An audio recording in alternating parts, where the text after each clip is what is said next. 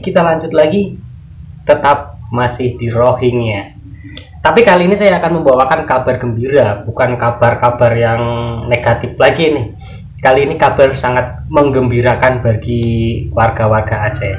Tapi saya ingatkan dulu, nanti sebelum melihat video selanjutnya jangan ketawa dulu, nanti dosa kalian. Ini kabar yang sangat menggembirakan. Oke, sebelum kita lanjut, cek dulu tombol subscribe-nya yang masih merah, silahkan diklik biar berubah jadi warna hitam. Yang sudah hitam berarti sudah subscribe, dan saya ucapkan banyak terima kasih. Nah, kenapa saya ingatkan orang-orang Aceh jangan ketawa dulu kalau melihat video ini, nanti dosa. Karena yang menyatakan sesuatu yang akan kita tampilkan ini adalah seorang ulama besar juga. Sepertinya sih beliau juga orang Aceh. Nah, kenapa saya melarang ketawa? Karena beliau mengatakan orang Aceh dan orang Rohingya ini memiliki nenek moyang yang sama. Nenek moyang Aceh itu pelarian dari Rohingya. Memiliki wajah yang sama, mata yang sama. Berarti orang Aceh kembar dengan orang Rohingya. Nah, seperti apa videonya? Mari kita lihat. Iya, saya ingatkan lagi, jangan ketawa. Assalamualaikum warahmatullahi wabarakatuh. Alhamdulillah wa syukurillah, pada kesempatan ini semoga kita sehat jasmani dan rohani kita, dan kita asal bisa berpikir dengan baik, dengan tulus, dengan ikhlas, sehingga segala sesuatu bisa terpecahkan dengan baik. Nah, tadi meminta saya bagaimana tanggapan tentang Rohingya. Ya, kalau saya memandang tamu-tamu kita tuh sebagai tamu besar itu. Rohingya itu tamu besar.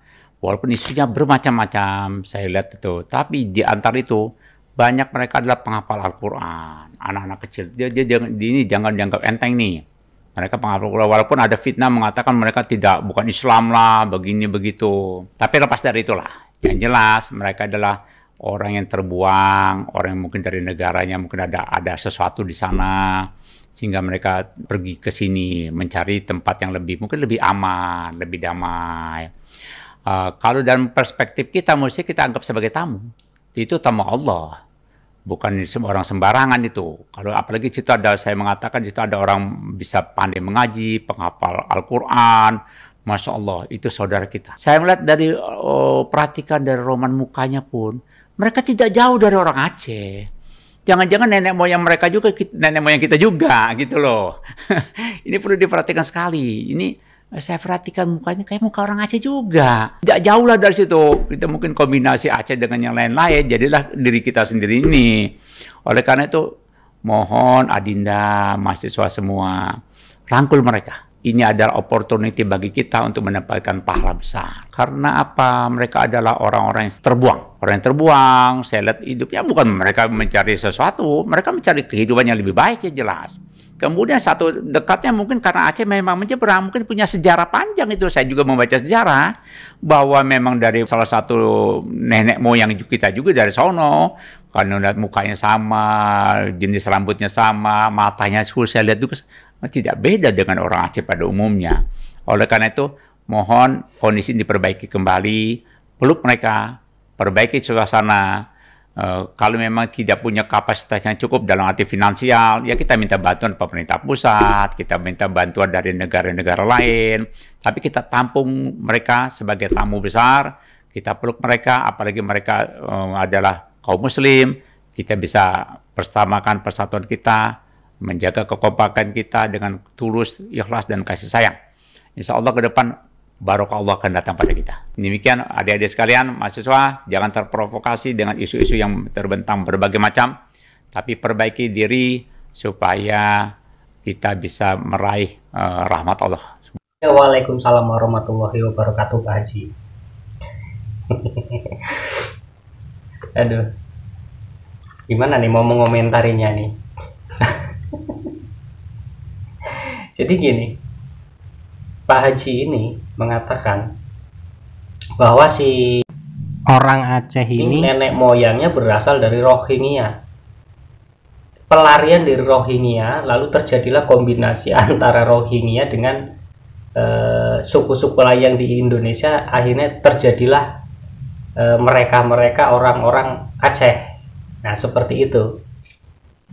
Jadi Aceh dengan orang-orang Rohingya ini, dia aslinya bersaudara. Bersaudara memang berarti ada ikatan darah antara orang Aceh dengan orang Rohingya dari nenek moyangnya. Itu kalau menurut dari Bapak Haji ini, karena beliau juga sudah membaca sejarah panjang tentang adanya orang Aceh, suku-suku di Aceh itu berasal dari Myanmar, dari Rohingya. Nah, itu cerita dari si Pak Haji ini. Kalau saya tidak, menurut saya tidak masuk akal. Ya terserah orang yang percaya ya silahkan, tapi saya tidak mempercayai itu. Dan juga Pak Haji menghimbau untuk para mahasiswa untuk tidak terprovokasi dengan fitnah-fitnah yang beredar. Nah, fitnah yang beredar itu fitnah yang seperti apa, Pak Haji? Apakah yang dikabarkan orang-orang Aceh menolak ini dianggapnya sebagai fitnah? Jadi kalau misalkan ada orang pribumi, orang yang memang asli berkedudukan di Aceh, mereka menolak kehadiran Rohingya, ini apakah dianggap fitnah mereka? Lalu yang demo-demo yang merasakan keresahan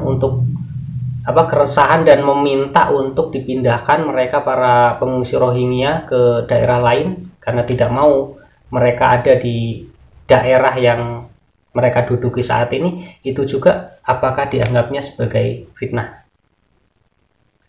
Dan Pak Haji juga mengatakan bahwa orang-orang Rohingya ini adalah tamu Allah, tamu besar yang harus kita sambut, yang harus dimuliakan.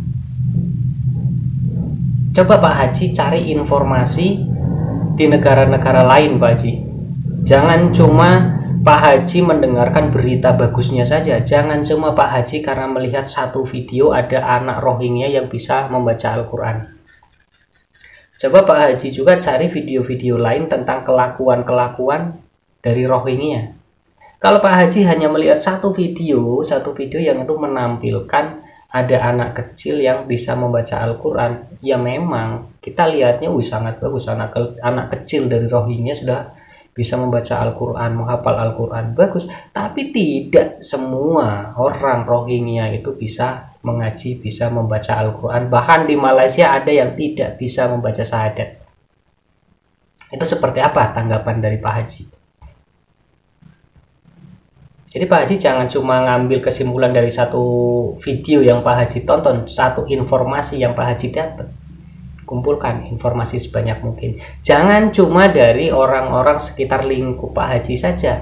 Kumpulkan informasi juga dari negara-negara luar yang sudah menampung Rohingya yang sudah sampai jumlahnya ratusan ribu. Apa yang dilakukan oleh mereka para orang-orang Rohingya ini? Contoh, di Malaysia sekarang mereka sudah meresahkan. Orang Malaysia saja sekarang sudah tidak mau menerima lagi orang-orang Rohingya.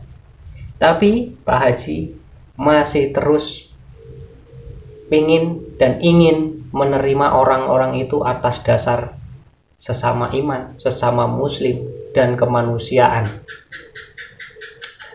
Kalau nanti terjadi banyaknya pengungsi Rohingya di Indonesia, menyebar di seluruh Indonesia, membuat kerusuhan, Pak Haji tanggung jawab atau tidak? Apakah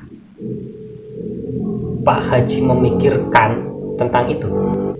Oke, saya rasa cukup dulu sampai di sini. Nanti lanjut di konten-konten berikutnya, dan jangan lupa dicek lagi tombol subscribe yang masih warnanya merah, silakan dipadamkan untuk menjadi warna hitam. Yang sudah hitam berarti sudah subscribe. Saya ucapkan banyak terima kasih karena subscribe dari kalian sebagai penyemangat kami untuk terus menyuarakan tentang Rohingya agar berita ini tidak padam, tidak hilang begitu saja tanpa ada penanganan dari pihak-pihak yang bertanggung jawab.